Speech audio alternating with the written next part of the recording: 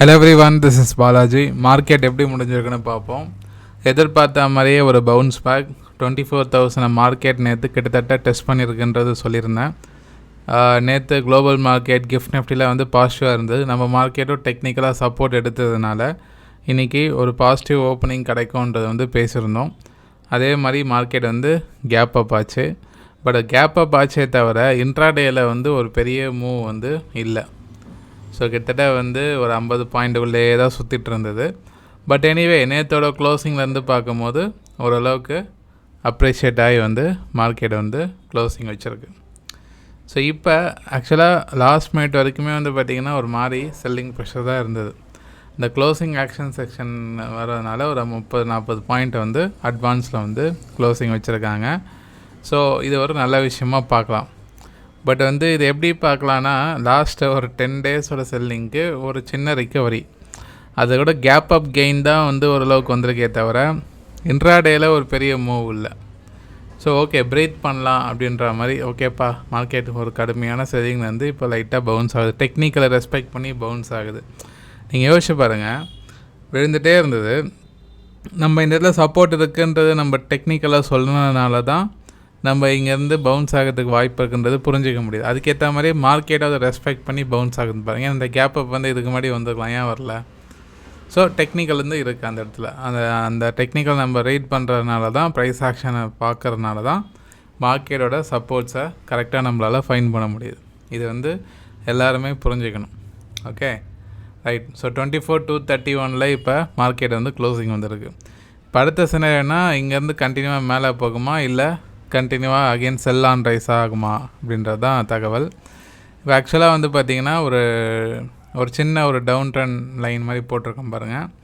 So market வந்து இந்த 24,300 cross பண்ணணும், டிசிசிவாக பிரேக் அவுட் ஆகணும்.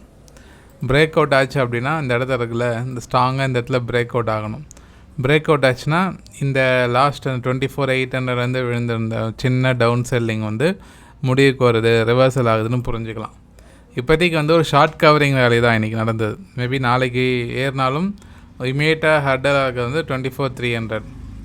இங்கே வந்து ஒரு 70 பாயிண்ட் தான் வச்சுக்கிங்களேன். பட் இப்போ இருக்க இன்ட்ராடே மூவ் வந்து ஒரு 100-150 பாயிண்ட்டுக்கு மேலே ஏறுறது வந்து ரொம்ப கடினமான சூழ்நிலை தான். இந்தியா விக்ஸ் ரொம்ப லோவாக இருக்கனால ஒரு ஸ்ட்ராங் இன்றைக்கி நடந்தாமல் நாளைக்கும் ஒரு ஸ்ட்ராங் மூவ் வரணும்.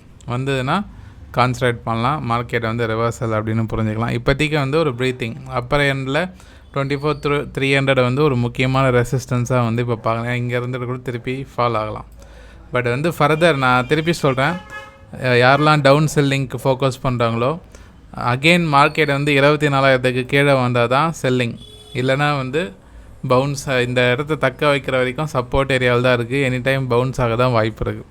24,000 கீழே வந்ததுன்னா அதை பற்றி யோசிப்போம். இப்போதைக்கு மார்க்கெட் வந்து பவுன்ஸ் பேக் ஏரியாவில் ஷார்ட் கவரிங் வேலையில் வந்து இருக்குன்றது தான் தகவல்.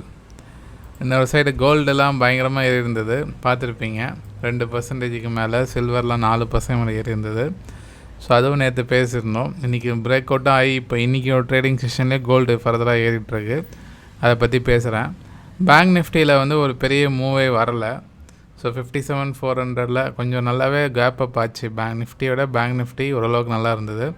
பட் சென்டிமெண்ட்டாக பார்க்கும்போது ஒரு ப்ராப்பர் ரெக்கவரி வந்து டே க்ளோசிங்கில் வரல, ஒரு டோஜி மாதிரி தான் வச்சுருக்காங்க.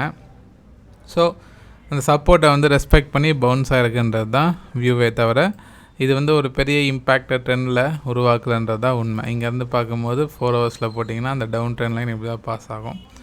ஸோ அது தெரியும் நம்புகிறேன் இந்த இடத்துல. ஸோ இந்த ஸ்மால் டவுன் ட்ரெண்ட் வந்துட்டுருக்கு பாருங்கள். ஸோ அது நாளைக்கு 57,700 ஸ்ட்ராங்காக பிரேக் அவுட் ஆகணும். ஆச்சுன்னா ஃபர்தராக ஃபோக்கஸ் பண்ணலாம், பார்ப்போம். பட் வந்து ஏதோ ஒரு விஷயம் ஹோல்ட் பண்ணிகிட்டே தான் இருக்குது நிஃப்டிலையும் சரி, பேங்க் நிஃப்டியும் சரி. ஸோ எனக்கு ட்ரேடிங் வேலை கொஞ்சம் சர்வர் இஷ்யூனால நான் ஃபர்தராக வந்து ப்ரொசீட் பண்ண முடியல. செக் பண்ணிக்கிங்க. நான் அந்த பேஜ் வச்சு தான் அந்த ஃபர்தராக அந்த பேஜ் மாற மாட்டேங்குது. கொஞ்சம் சர்வர் இஷ்யூவாக இல்லை நெட்வொர்க் இஷ்யூவாக தெரில, ரொம்ப நாள் ட்ரை பண்ணிகிட்ருக்கேன். எனிவே, ஸோ இதான் மேட்ரு, புரிஞ்சுக்கிங்க.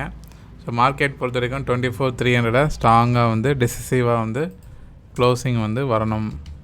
வந்தால் வந்து ஒரு பிரேக் அவுட்டாக கன்சிடர் பண்ணலாம். ஆக்சுவலாக ஃப்ரைடே மார்க்கெட் வந்து பார்த்திங்கன்னா நாளைக்கு வீக்லி க்ளோசிங் வரப்போகுது. ஸோ ஒரு நல்ல ஒரு மூவோட மார்க்கெட் க்ளோசிங் வந்துன்னா பரவாயில்லாமல் இருக்கும். பட் இப்போ இருக்க சிச்சுவேஷனில் குளோபல் மார்க்கெட், யூஎஸ் மார்க்கெட் ஒரு ப்ராஃபிட் புக்கிங்கில் தான் இருக்குது, செல்லிங் ப்ரெஷர் தான் இருக்குது இன்ட்ராடேயில். ஸோ எனிவே அது வந்து செல் ஆன் ரைஸ் ஆனாலும் திருப்பி அந்த 24,000 தான் டெஸ்ட் பண்ணுறதுக்கு வாய்ப்பு இருக்குது. ஸோ இன்னொரு 200 பாயிண்டில் மேபி நாளைக்கு செல் ஆன் ரைஸ் ஆனாலும் திருப்பி இந்த 2400 அந்த ரேஞ்சை தான் டெஸ்ட் பண்ணணும். ஓகே, ஸோ கவனமாக இருங்க. ஸோ மிட் கேப் ஸ்மால் கேப்பில் கொஞ்சம் ரெக்கவரி ஆகிருக்கு, மீனிங்ஃபுல்லான ரெக்கவரி. ஸ்டாக் ஸ்பெசிஃபிக்காக நிறைய ஸ்டாக்ஸ் ரெக்கவரி ஆகிருக்கு. எம்சிஎக்ஸ்லாம் இன்றைக்கி ஸ்ட்ராங்காக பிரேக் அவுட் ஆகிருக்கு, ஃபோக்கஸ் பண்ணுங்கள். நிறைய ஸ்டாக்ஸ் வந்து ரொட்டேஷனலாக உடச்சிட்டு தான் இருக்குது. Will see. ஓகே, ஸோ நாளைக்கு பார்ப்போம். உங்களோட வியூஸ் சொல்லுங்கள். மார்க்கெட் பொறுத்த வரைக்கும் இந்த 24,300 வந்து கிராஸ் பண்ணுமா, இல்லை வந்து இங்கேருந்து செல் ஆன் ரைஸ் ஆகுமா அப்படின்றத உங்கள் வியூவை கமெண்ட் பண்ணுங்கள். Okay, right. ஸோ பார்ப்போம். நிறைய பேர் பார்க்குறீங்க, லைக் பண்ணுங்கள். நிறைய பேருக்கு இந்த வீடியோ ஷேர் பண்ணுங்கள். டிஎன்ஏ டெலகிராம் குரூப் இருக்குது, டிஸ்கிரிப்ஷன் லிங்க் இருக்குது, செக் பண்ணி ஜாயின் பண்ணிக்கிங்க. மிக்க நன்றி நண்பர்களே.